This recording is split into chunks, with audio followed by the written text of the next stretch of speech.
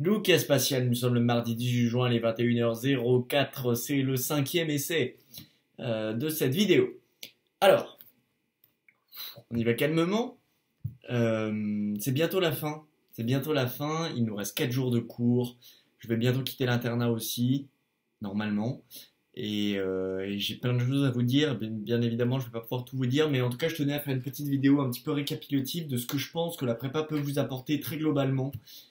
Sur les 3 points majeurs que je pense ce que vous pouvez trouver en prépa en fait. Donc au menu, apprendre à travailler, apprendre à gérer son corps, ses faiblesses, et puis apprendre à échouer. Je terminerai sur ça, c'est peut-être le plus important. Bref. Donc en commençant avec apprendre à travailler, c'est vraiment quelque chose, moi la prépa qui m'a permis de me structurer. J'arrivais du lycée, j'étais un bon élève comme tous les élèves qui sont arrivés en prépa, qui bossaient peut-être pas énormément, en tout cas vraiment pas plus que la moyenne des élèves au lycée. Donc quand tu arrives au prépa, il y a quand même un gap entre ceux qui travaillaient beaucoup, ceux qui ont déjà des méthodes, des habitudes, etc. Ça, c'est quand même quelque chose qui change. Et donc en prépa, il faut très vite apprendre à se structurer, apprendre à lire son cours tous les soirs, apprendre à faire les TD, faire les bons exercices, pas passer trop de temps sur certaines choses, apprendre à s'organiser, comment est-ce qu'on travaille avec des fiches, est-ce qu'on travaille sans fiches, etc. J'ai déjà beaucoup parlé de petits détails comme ça, mais voilà, il y a énormément de ça. Apprendre à se structurer, apprendre à avoir une méthode, apprendre à être rigoureux, efficace, rapide. Il y a un petit côté cyborg, il y a un petit côté Terminator là-dedans, dans le côté de on est efficace, on y va, on a un objectif, il y a un DS, il y aura ça, il faut savoir le faire. Le concours blanc, ok, c'est pas la bonne méthode, il faut que je réfléchisse, comment est-ce que je travaille, etc. Voilà, c'est ça. Vraiment, l'organisation, ça c'est un point majeur que j'ai appris, mais bon, c'est peut-être pas très intéressant. La deuxième chose, c'est apprendre à gérer son corps.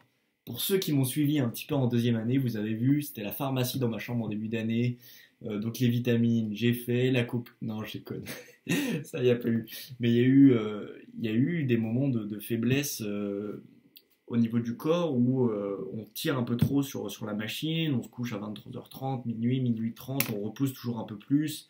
6 heures de sommeil, on commence un petit peu à toucher les limites. Est-ce que je peux aller plus loin? 5h30, 2 heures? Non, je déconne.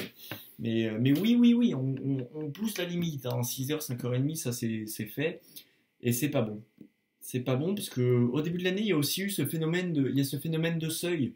Ce phénomène de on monte, on tire sur le sommeil, ça marche pendant une semaine, 2 semaines, 3 semaines au début de l'année quand on est frais. D'un seul coup, pac, ça casse. Donc évitez peut-être de jouer à ça au début de l'année. On l'a tous fait, hein. Enfin pas tous, mais j'ai quelques amis qui m'ont dit qu'eux aussi ils ont senti ça à des moments. On tire, on se sent bien et puis d'un seul coup, clac, ça casse et là on se sent très mal pendant une semaine, 2 semaines et puis là tout suit. Hein. Le travail est moins efficace, c'est moins rideau. Euh, le moral est moins bon, les résultats sont moins bons. Il y a de ça. Ça c'est quelque chose de très important. Les vitamines au final c'est énormément de placebo. Donc si ça marche sur vous, c'est bien. Si vous prenez pas de trucs trop chimiques, c'est bien, voilà. Moi, j'étais sur du magnésium, des trucs comme ça. Bon, je suis pas réellement sûr que ça m'ait vraiment aidé. Ils auraient pu mettre des capsules avec rien du tout dedans, ça m'aurait tout autant plu. En ce qui concerne aussi gérer son corps, j'aimerais vous parler d'un petit truc, c'est la douche froide. Moi, c'est un truc que j'avais déjà testé auparavant et qui est quand même extrêmement contre nature. Et je sais que je suis pas le seul adepte. Je suis pas le seul adepte. Et ça fait énormément de bien. Donc moi maintenant tous les matins, alors si je prends ma douche le matin au lieu de la prendre le soir, ce qui est pas bon parce que j'arrive déjà tout le temps en retard, mais bon c'est pas grave. Oui, les douches froides, vraiment glacées au maximum. Je rentre dedans progressivement, mais je la mets glacée au final. Ça me permet vraiment le matin de me concentrer, de me dire ok, bon là j'ai un moment, je vais faire un truc complètement pas du tout naturel. C'est bizarre un peu, ça pourrait paraître un peu sado sur les bords, mais en réalité ça me fait énormément de bien.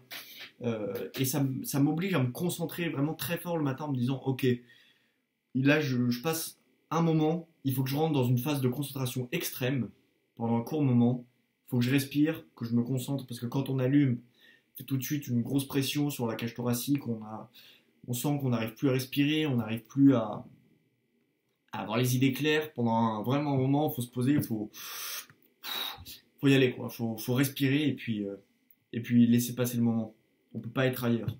Et toute ma semaine de concours blanc, le matin, je tournais aux douches froides en me disant vraiment, en DS, il faudrait que ce soit pareil que sous la douche, il faudrait que je sois concentré, présent, Là, sur le moment, inspiration, expiration, et puis on le fait, quoi, on y va. D'ailleurs, petite remarque, le travail paye, et puis c'est confirmé par les résultats de fin d'année sur lesquels je ne vais pas m'étaler. Mais sachez, voilà, que ça s'est très bien passé pour moi en fin d'année, et que vraiment tout ce travail investi, il paye. D'ailleurs, pour faire le petit lien transitoire entre ma première partie et ma deuxième partie, à savoir apprendre à travailler et apprendre à gérer son corps, en fait, apprendre à travailler, il y a un moment où j'ai énormément travaillé. Et oui, j'ai gagné en endurance énormément. Il y a beaucoup cette notion d'endurance, de marathon en prépa. Puis Dieu sait que c'est pas fini. Euh, et peut-être qu'à un moment, j'ai un peu surmené, un peu trop travaillé. Et je me suis rendu compte qu'en fait, en baissant un tout petit peu, en me laissant un tout petit peu d'air, quand je dis baissant, voilà, c'est au lieu de travailler 5 heures en rentrant le soir, peut-être j'en travaillais que 4 et je me donnais une heure un petit peu pour respirer. Euh, Ça m'a permis quand même de reprendre du souffle et d'avoir des. Ça s'est vu sur mes résultats après, je suis remonté tout de suite alors qu'à un moment je travaillais encore plus qu'avant et puis voilà, je redescendais un petit peu en maths, je redescendais un peu en physique et ça s'est vu dans toutes les matières. Il faut se laisser respirer à un moment. Dans le sport, on disait faire du jus. Il y a vraiment cette notion de se dire on laisse décanter un peu, on respire et puis ça vient quoi. On ancre un peu tout parce qu'il y a un moment le cerveau il n'arrive plus à respirer. Et pour terminer, apprendre à échouer. Et ça, c'est peut-être la partie la plus formatrice, la plus constructive en prépa. C'est se dire qu'on arrive avec plein de rêves dans la tête, ou pas d'ailleurs, qu'on va monter ou pas, et quoi qu'il se passe, qu'on monte ou qu'on monte pas, à moins, à part d'être un cas en norme, hein, ça arrive, il faut toujours des exceptions, mais il y a toujours un moment où on stagne, où on redescend un peu, où justement où on monte pas, on n'arrive pas à passer ce seuil, on n'arrive pas à dépasser cette loi de Coulomb, un petit peu ce frottement sec, ce frottement fluide. Eh bien ça, c'est un moment douloureux, à travers lequel nous tous, préparationnaires, nous sommes passés à un moment ou à un autre, où nous passons encore actuellement, nous passerons demain. Et disons que ça, c'est très formateur. Euh, j'ai connu ça il y a, disons, dans les 2 derniers mois, enfin pas les 2 derniers mois, mais il y a 2 mois, dans un intervalle de temps de 2 semaines, plus ou moins.